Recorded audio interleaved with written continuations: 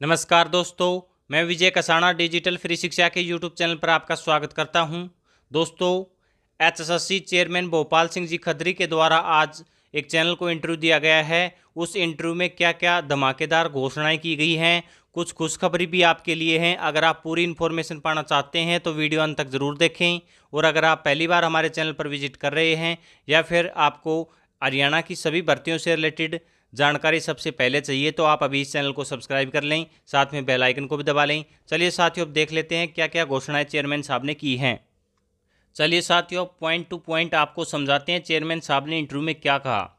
साथियों, फिलहाल जो हरियाणा पुलिस मेल कांस्टेबल के पीएमटी चल रहे हैं और डीवी चल रहा है, इसमें काफ़ी कैंडिडेट फर्जी पकड़े जा रहे हैं। साथियों, रोज़ाना 1, 2 या 5 कैंडिडेट पकड़े जा रहे हैं। और एक और बात चेयरमैन साहब ने कही है कि लगभग हर डे 100 या 100 से ज़्यादा कैंडिडेट absent भी रह रहे हैं पीएमटी के लिए।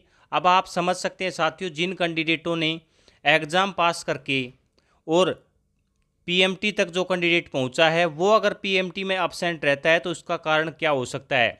चेयरमैन साहब ने ये भी कहा है कि कई कैंडिडेटों की ये भी मंशा है कि वो कैंडिडेट 21 या 22 तारीख को जब absent कैंडिडेटों को बुलाया जाएगा तब वो कैंडिडेट अपना फिजिकल करवाएं। और साथियों, एक बड़ा अपडेट ये भी आ रहा है कि चेयरमैन साहब ने कहा है कि जो एचएसएससी या एचएसएससी कर्मचारी हैं उनको धमकी भी दी जा रही है और लालच भी दिया जा रहा है। करोड़ों रुपए का लालच तक दिया जा रहा है कि वो कैंडिडेट इनको फिजिकल में पास करवा दें। लेकिन चेयरमैन साहब ने कह दिया है कि चाहे उन्हें कोई भी कीमत चुकानी पड़े, योग्यता और पारदर्शिता से कोई समझौता नहीं होगा, चाहे उन्हें कोई भी कीमत चुकानी पड़े। ये बात चेयरमैन साहब ने कही है। और जो कैंडिडेट बचे हुए हैं या जो absent रह रहे हैं वो कैंडिडेट भी पकड़े जाएंगे। इसलिए चेयरमैन साहब ने यही कहा है कि कोई भी साथी है वो इन जो गिरोह हैं इनके बहकावे में ना आए और अपना कैरियर बर्बाद ना करे। और साथियों, फीमेल कांस्टेबल का आज दिन में नोटिस आया था। सबसे पहले हमने वो जानकारी भी आप तक पहुंचाई थी कि जो भी कैंडिडेट सेलेक्टेड कैंडिडेट हैं वो अपना सोशियो इकोनॉमिक क्राइटेरिया में अगर गलत जानकारी दे रखी है तो अपने नंबर हैं वो वापस ले सकते हैं, वरना बाद में कानूनी कार्रवाई उनके खिलाफ की जाएगी। अब उनको 28 जनवरी को बुलाया गया है परेड ग्राउंड सेक्टर 5 में। तो चेयरमैन साहब ने कहा है कि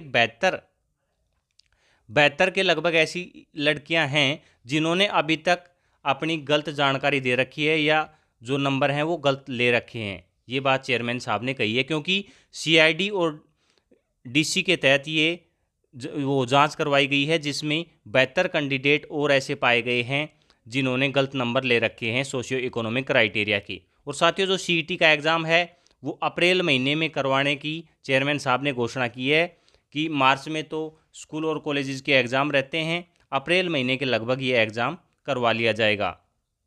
और आपको बता दें कि जो ग्रुप सी, जी हाँ साथियों, ग्रुप सी और ग्रुप डी का है वो अलग अलग एग्जाम होगा, यानी कि 2 सीईटी होने वाले हैं। ग्रुप सी के लिए अलग सीईटी होगा और ग्रुप डी के लिए अलग सीईटी होगा। ये बात ध्यान रख लीजिए। इसके अलावा जिन भी कैंडिडेटों ने सीईटी का फॉर्म नहीं भरा है वो सीईटी का फॉर्म भर लें। चेयरमैन साहब ने यह भी कहा है कि ग्राम सचिव पटवारी और कैनल पटवारी की जो भर्ती रद्द हुई है उसका हमें भी दुख है, क्योंकि काफ़ी साथी हैं जो काफ़ी दिनों से तैयारी कर रहे थे। और मैं उनके लिए यही कहना चाहता हूं कि वो कैंडिडेट सीईटी का फॉर्म भर लें और सीईटी की तैयारी करें। जल्दी ही सीईटी के माध्यम से इन पदों को भरा जाएगा।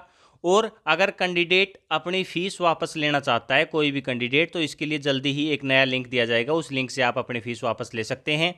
और अगर कोई कैंडिडेट सीईटी का फॉर्म अप्लाई कर रहा है उसमें अपनी फ़ीस कटवाना चाहता है तो साथियों, जैसे 150 रुपये की किसी ने फ़ीस भर रखी थी पहले ग्राम सचिव पटवारी या किसी भी एग्ज़ाम में, जो भर्तियां रद्द हो गई हैं, तो उनको 150 रुपये की छूट सीईटी के एग्ज़ाम में दी जाएगी या सीईटी के फॉर्म में दी जाएगी। सॉरी, सीईटी का फॉर्म जब आप अप्लाई करोगे तो उसमें आपको वो छूट दे दी जाएगी।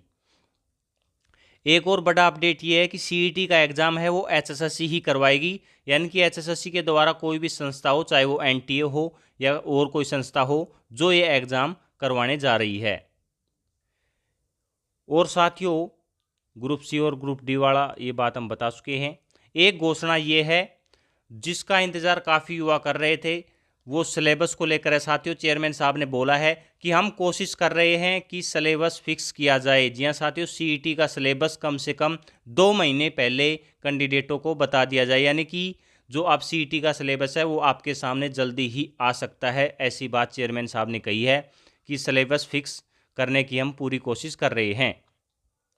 इसके अलावा साथियों 41,000 पदों की जो खाली पदों की जानकारी थी वो एचएसएससी के पास आ चुकी थी। अब जब दोबारा रिवाइज होके आएगी जानकारी तो कम से कम 50,000 पदों के ऊपर नई भर्तियां होने की संभावना चेयरमैन साहब ने जताई है कि 50,000 खाली पदों की जो डिटेल आने की है वो उम्मीद है। और साथियों जनवरी लास्ट तक ये जानकारी आने की संभावना भी चेयरमैन साहब ने बताई है कि जो मीटिंग हुई थी चीफ सेक्रेटरी साहब और मुख्यमंत्री जी के साथ, उसमें सभी डिस्ट्रिक्टों को सीएस ऑफिस की तरफ से नोटिस जारी कर दिया है कि खाली पदों की जानकारी है वो सभी डिपार्टमेंट अब जल्दी से जल्दी ये जानकारी प्रोवाइड करवाएं जितने भी खाली पद हैं। और साथियों एक और घोषणा है चेयरमैन साहब की तरफ से कि 2022 में लगभग 40 या 50,000 कैंडिडेटों को ज्वाइनिंग दे दी जाएगी, ऐसा लक्ष्य एचएसएससी ने रखा है। ये साथियों 31 मार्च तक 20 या 22,000 कैंडिडेटों को ज्वाइनिंग देने की संभावना है, यानी कि उनका प्रोसेस कंप्लीट कर देगी एचएसएससी।